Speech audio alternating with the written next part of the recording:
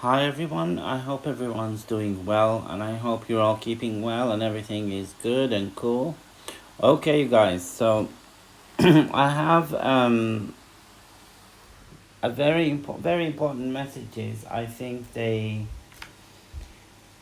are very special. I'm really grateful that I was chosen to receive them in this way. I am grateful and I will do my best to convey the messages. Obviously, being psychic or clairvoyant, for those who don't know much about this kind of gift, everyone is able to do this. It's a latent gift, it's in everyone's genetic code. It depends just on how well the person is trained, whether intentionally, for example, in remote viewing sessions that are done professionally and so on, or unintentionally, like myself. It's usually a gift that is born of, first of all, it's born of seeking the gift, wanting to be like this, or admiring someone who has it. For me, that was my family. On both sides, they are gifted. The bloodlines are both of healers, seers, doctors, spiritualists, and it's as goes back as far as history was recorded, really.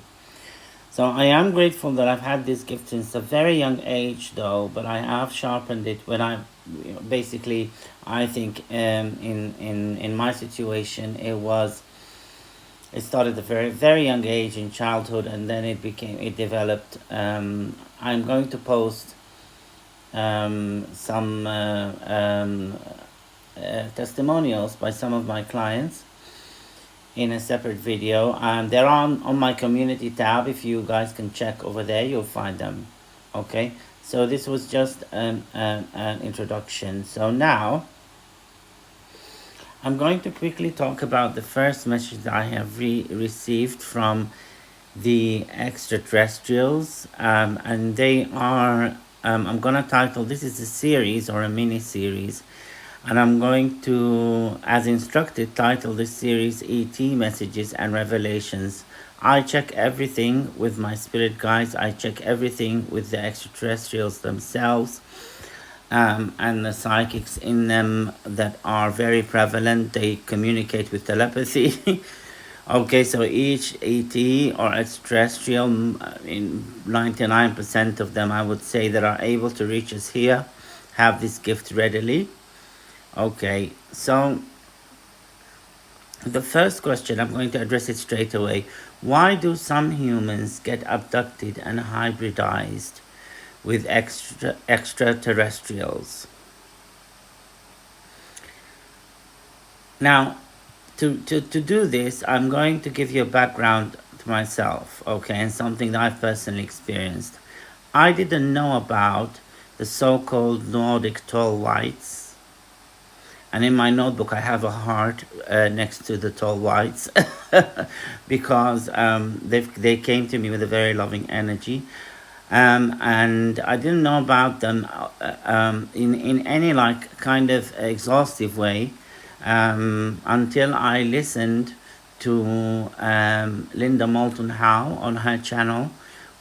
She's a beautiful lady, very inspirational and very powerful.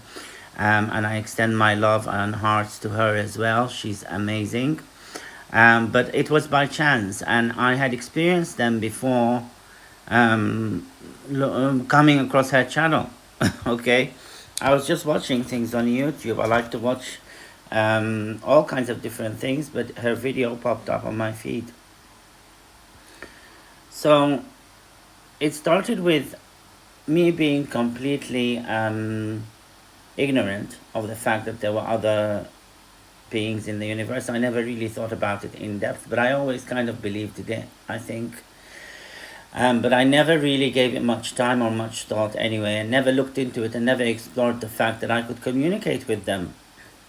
And that I did not do that until my father came to me after he passed on in a dream, and he showed me the Pleiades, and he pointed to a specific star in the Pleiades called Electra, and he said we're connected to these. He said, did you know there are people there? I said, I didn't know. How would I know? And then he showed me the stars. The stars were moving like machines. And then he said to me, we are connected to them. We come from them. I said, okay, in the dream. I was told to my dad, but obviously because it was a dream and it was like kind of one of these dreams that are real. It wasn't just hallucinations or anything like that. You can feel it in the dream of if you're someone experienced. You can feel actually the difference. It's very different. I wouldn't say there are any hallucinations, but when they're very organized and seem very real, that's when you're having a vision in a dream. So he said to me, there are people there. So then I started to look. When I woke up, I looked at the star maps. That's the first thing I did. And I felt, I have long hair, and I felt someone pulled me by the back of my head. Every time I look at this electric star in any kind of map that it's in, I feel tugged by the back of the head, where, let's say, my occipital lobe is, on the scalp, the muscles contract. So I was really intrigued by that. It's not painful. It was very comfortable feeling, very nice feeling, to be honest, like someone was stroking the back of your head. And then I just felt very connected. And if you go to my predictions video, you'll find a video there about predictions in the list of the videos. I'm going to leave the link down below these videos as well. I get UFO visitations. I videotaped some of them. You'll see them in the link as well. My UFO, one of my UFOs. And every time they come, something good wants to happen. Like, or if I've started something, it comes in as a show of support. I'm so grateful for it. I feel great when I see it. I just feel great. I wouldn't say I've been abducted before, or spoken to any of the ETs face to face, although I have a strong suspicion this might happen at some point, but I haven't so far. I think because they know that I'm gonna just leg it if they if they appear, but they just give me the messages. Okay, so the first thing here I want to talk about is what they gave me on this topic. Okay, and it's gonna be a quick thing because it is the first episode. Okay, so I am, like I said, I did not know about the Nordics. Now then, after that, I started getting visions. The Greys came in and, you know, threw their weight around and showed me things in my visions. They showed me the land of the Greys, or the planets that they live on. It was a very brightly lit, rocky planet with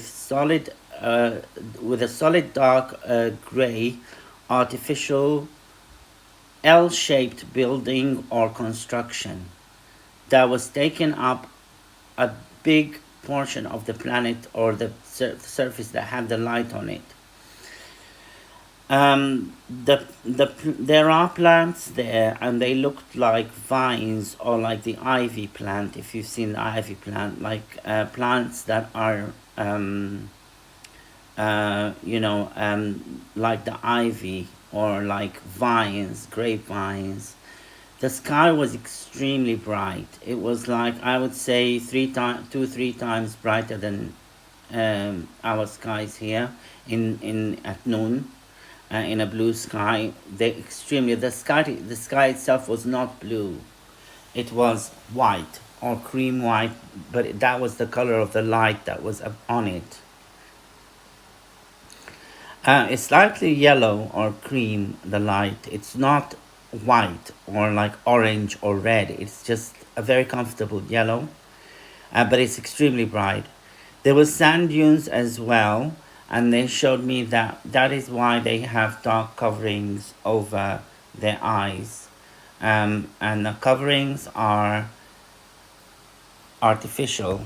These black eyes that you see, they said that they were artificial, and when you remove this black covering, it's the equivalent of sunglasses here, like really fancy sunglasses, let's say.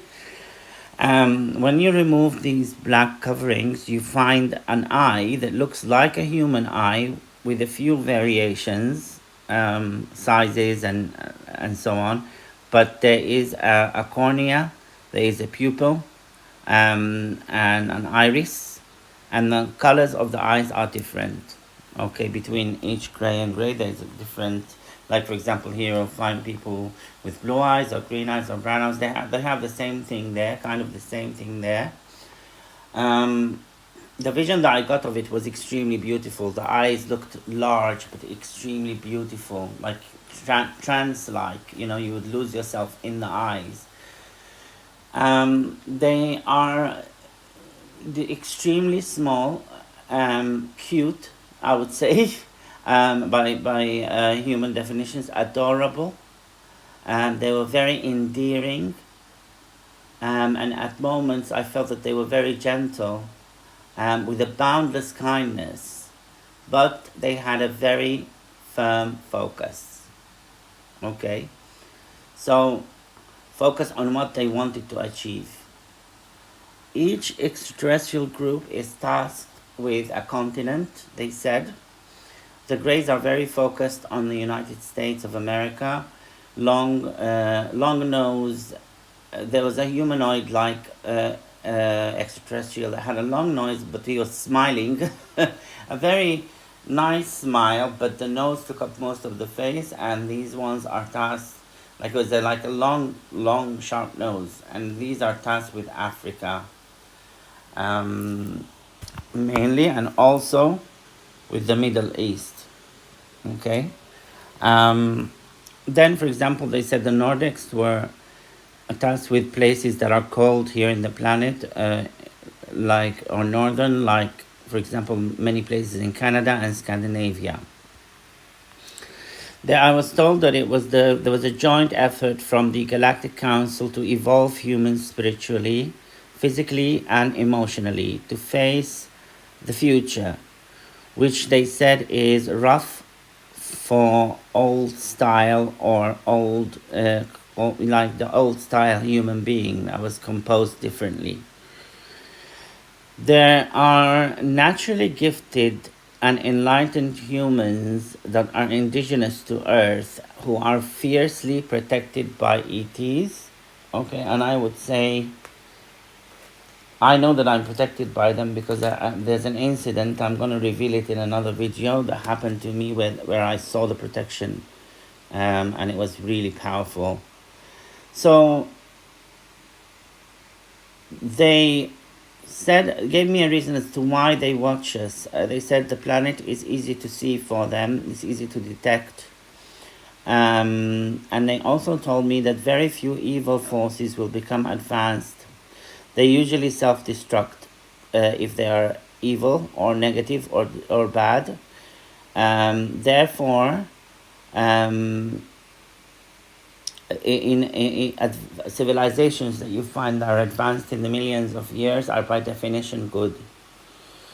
Therefore, they will not sit and watch humans self-destruct, because humans are more on the good side than bad, but still not fully evolved spiritually to entirely join as a mass the intergalactic community. They said that some of them are ready, 1%. ETs poach good, ready humans to save Earth, which is basically they will go to places where there are people who are, they call them chosen ones or whatever, and they're good. So the ETs will poach them who are willing to do this, so they bring them forward. They said that the pyramids were made by ETs who are part of the Egyptians and genetic bloodline now. They said that good ETs built the pyramids and Sphinx via people, via telepathy, teaching them science to ancient Egyptians, and to help connect Earth to the galactic energy systems in a better way. So you'll find, they said, the pyramids in different areas of the world. The Nile was chosen because of the fact that water is, in many instances, why civilizations move elsewhere or don't in the universe. There are already ETs living here, symbiotically giving, taking, who have lost their planets due to drought. They said that natural water is hard universal currency, and this is partly why Earth is extremely protected by the Universal Intergalactic Federation. That's what they call it. This is tedious, precise, and hard work for the Greys. Okay, so this is basically the basic reason for why they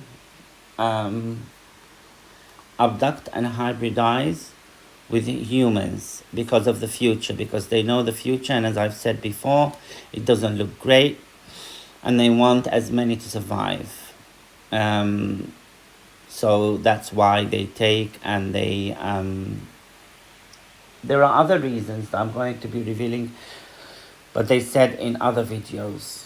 Okay, so this is the first video, you guys. I wanted it to be 10 minutes, but it can't be 10 minutes. So I will then move to the fact that this is a protective effort. It is very good. It is done by good forces. Earth is extremely protected, and it is all done in good faith, and it's extremely protected because there are negative forces around. Okay, and I'll be explaining more about the negative ones later on. But this is what it boils down to. I hope you guys have found this informative, and I will see you guys in your next episode. Thank you.